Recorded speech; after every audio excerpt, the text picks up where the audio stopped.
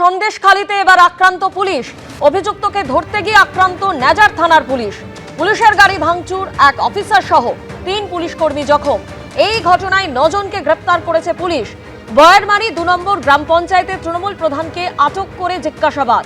পুলিশের নোটিশে সাড়া না দেওয়ায় রাতেই অভিযুক্তকে ধরতে যায় পুলিশ। হুলোপাড়ায় অভিযুক্ত মুসার বাড়িতে গিয়ে আক্রান্ত হয় পুলিশ। যে খবরের দিকে আমাদের নজর ছিল, সন্দেশখালীতে এবার আক্রান্ত পুলিশ। অভিযুক্তকে ধরতে গিয়ে আক্রান্ত নেজার থানার পুলিশ। পুলিশের গাড়ি ভাঙচুর, এক অফিসার সহ 3 পুলিশ কর্মী জখম। চন্দ্রনাথ সিনহা এবং তার পরিবারের বিপুল পরিমাণ সম্পত্তি বাজেয়াপ্ত করল ইডি। বোলপুরের একাধিক জায়গায় ছড়িয়ে থাকা মন্ত্রী চন্দ্রনাথ সিনহার 13টি সম্পত্তি বাজেয়াপ্ত করল কেন্দ্রীয় তদন্তকারী সংস্থা। প্রাথমিক নিয়োগ দুর্নীতি মামলায় আরও বিপাকে পড়লেন কারামন্ত্রী। প্রাথমিকে নিয়োগ দুর্নীতি কাণ্ডে তার বিরুদ্ধে আগেই চার্জশিট দিয়েছে এনফোর্সমেন্ট ডিরেক্টরেট। এবার কারামন্ত্রী চন্দ্রনাথ সিনহার বিপুল পরিমাণ সম্পত্তি বাজেয়াপ্ত করল ইডি। বাজেয়াপ্ত করা হয়েছে মোট 13টি সম্পত্তি, যার মধ্যে রয়েছে 4টি ফ্ল্যাট ও 9টি জমি। বাজেয়াপ্ত হওয়া সম্পত্তির বাজার মূল্য প্রায় 10 কোটি টাকা। এর সবকটি বোলপুরের আশেপাশে।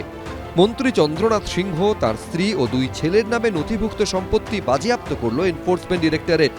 প্রাথমিকে নিয়োগ দুর্নীতি মামলায় 2024-এর 22শে মার্চ চন্দ্রনাথ সিংহর বাড়িতে তল্লাশি চালায় ইডি। কেন্দ্রীয় এজেন্সি দাবি করে তল্লাশিতে উদ্ধার হয় 41 লক্ষ টাকা। ব্যাংশাল আদালতে সেই প্রসঙ্গ তুলে ইডির তরফে এও বলা হয়, 2024 সালে আমরা 41 লক্ষ টাকা ও মোবাইল পেলাম। পরে আরও টাকার হদিশ পাওয়া যায়। চন্দ্রনাথ সিংহ বলছেন কৃষি ও নির্মাণ কাজের দালালির টাকা। আমরা জিজ্ঞাসাবাদ করেছি, টাকার উৎস নিয়ে সন্দেহ আছে। এরপর কারামন্ত্রীকে হেফাজতে চেয়ে আবেদন করে ইডি, কিন্তু কেন্দ্রীয় এজেন্সির সেই আবেদন খারিজ করে দেয় আদালত। কারামন্ত্রীর অন্তর্বর্তী জামিনের নির্দেশই বহাল থাকে। ইডির বিশেষ আদালতের বিচারক নির্দেশ দিয়ে বলেন, চন্দ্রনাথ সিংহকে হেফাজতে নিয়ে জিজ্ঞাসাবাদ করতে পারবে না ইডি।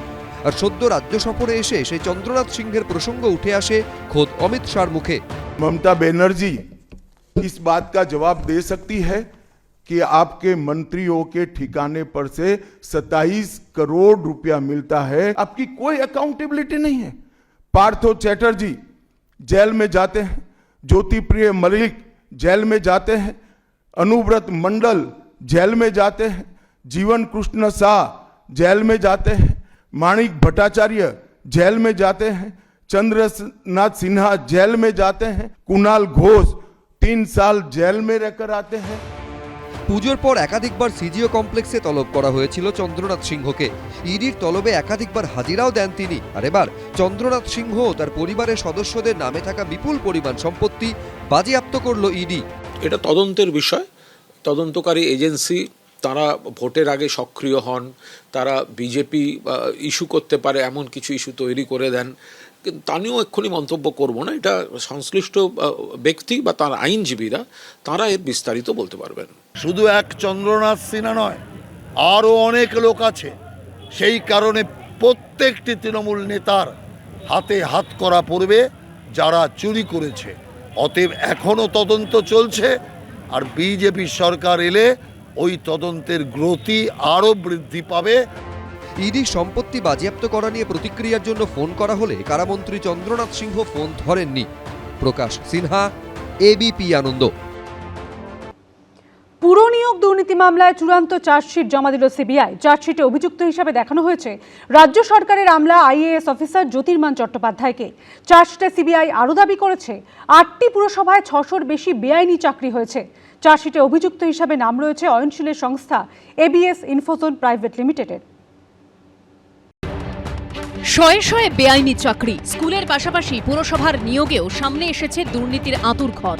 সেই পুরনিয়োগ দুর্নীতিতে চূড়ান্ত চার্জশিট জমা দিল সিবিআই। শুক্রবার আলিপুরের বিশেষ সিবিআই আদালতে জমা পড়ল চূড়ান্ত চার্জশিট। সূত্রের খবর, সেখানে অভিযুক্ত হিসেবে দেখানো হয়েছে রাজ্য সরকারের আমলা আইএএস অফিসার জ্যোতিষ্মান চট্টোপাধ্যায়কে। চার্জশিটে সিবিআই দাবি করেছে পুরসভা নিয়োগ দুর্নীতির সময় তিনি ডিরেক্টরেট অব লোকাল বডিজ বা ডিএলবির ডিরেক্টর ছিলেন। সিবিআই এর দাবি, কর্মী নিয়োগের যাবতীয় অনুমোদন এই ডিএলবির থেকেই মিলত। নিয়োগে দুর্নীতির পুরো বিষয়টি ওই আইএএস অফিসার জানতেন বলে চার্জশিটে দাবি করেছে কেন্দ্রীয় তদন্তকারী সংস্থা। সিবিআই এর দাবি, সব জেনেও চুপ ছিলেন তিনি। চার্জশিটে যে তথ্য আমরা পাচ্ছি যে আমলা একজন আইএএস অফিসার জ্যোতিষ্মান চট্টোপাধ্যায় তার নাম রয়েছে, অর্থাৎ তাকে অভিযুক্ত হিসেবে দেখানো হয়েছে। এবং চার্জশিটে সিবিআই এর উল্লেখ যে বর্তমানে তিনি হুগলি রিভার ব্রিজ কমিশনের সেক্রেটারি পদে রয়েছেন। এবং যেটা সিবিআই তরফে দাবি করা হচ্ছে যে সময় এই দুর্নীতি হয়েছিল সেই সময়ে তিনি কিন্তু যে সংস্থা ডিএলবি সংস্থা, যে সংস্থা চাকরি দিত, সেই সংস্থায় ডাইরেক্টর হিসেবে কাজ করতেন। পুরো দুর্নীতি হোক আর শিক্ষা দুর্নীতি হোক, কেউ ছাড় পাবে না। আর বাংলার মানুষ বসে আছে এই দুর্নীতির কেন্দ্রস্থল কবে ঘেরাটোপের মধ্যে আসবে। দুর্নীতির উৎস কালীঘাট, আর দুর্নীতি সমাপ্ত করার জন্য কালীঘাটে যেদিন এক দারুণভাবে জনবিস্ফোরণ হবে, সেই দিনই আপনি দেখতে পাবেন যে বাংলার মুক্তি, বাংলার উন্নতি।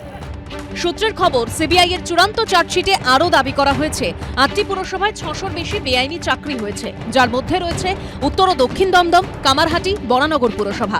চার্জশিটে অভিযুক্ত হিসেবে নাম রয়েছে অয়নশীলের সংস্থা এবিএস ইনফোজোন প্রাইভেট লিমিটেডের, যার অফিসে তল্লাশি অভিযান চালিয়ে পুরো নিয়োগ দুর্নীতির একাধিক যাবতীয় তথ্য এবং নথি পাওয়া গেছিল।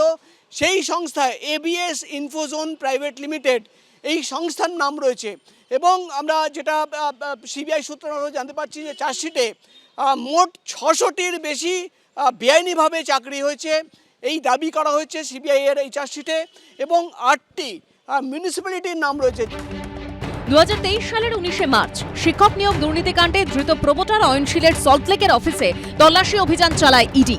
উদ্ধার হয় একাধিক পুরসভায় নিয়োগ সংক্রান্ত তালিকা। ইডি সূত্রে দাবি করা হয়, প্রমোটার অয়নশীলের সংস্থা এবিএস ইনফোজোনের অফিসের কম্পিউটারের ফোল্ডারে যে নথি পাওয়া গিয়েছিল সেখানেই ছিল একাধিক প্রভাবশালীর নাম। উল্লেখ করা ছিল চাকরি বিক্রির টাকার অঙ্ক। এরপর 2023 সালের 21শে এপ্রিল কলকাতা হাইকোর্টের তৎকালীন বিচারপতি অভিজিৎ গঙ্গোপাধ্যায় নির্দেশ দেন, পুরসভার নিয়োগ দুর্নীতি কাণ্ডে প্রয়োজনে এফআইআর দায়ের করে তদন্ত করতে পারবে সিবিআই। কলকাতা হাইকোর্টের নির্দেশের বিরোধিতা করে সুপ্রিম কোর্টে যায় রাজ্য সরকার। সর্বোচ্চ আদালতের নির্দেশে বিচারপতি অভিজিৎ গঙ্গোপাধ্যায়ের এজলাস থেকে ওই মামলা বিচারপতি অমৃতা সিনহার এজলাসে স্থানান্তর করা হয়। কিন্তু হাকিম বদলালেও হুকুম বদলায়নি। 2023-এর 12ই মে বিচারপতি অমৃতা সিনহা নির্দেশ দেন, পুরসভায় নিয়োগ দুর্নীতি কাণ্ডের তদন্ত করবে সিবিআই। এরপর সিঙ্গেল বেঞ্চের নির্দেশ চ্যালেঞ্জ করে ডিভিশন বেঞ্চে গিয়েও ধাক্কা খায় রাজ্য সরকার। 2.5 বছর পর অবশেষে সেই মামলায় জমা পড়ল চূড়ান্ত চার্জশিট।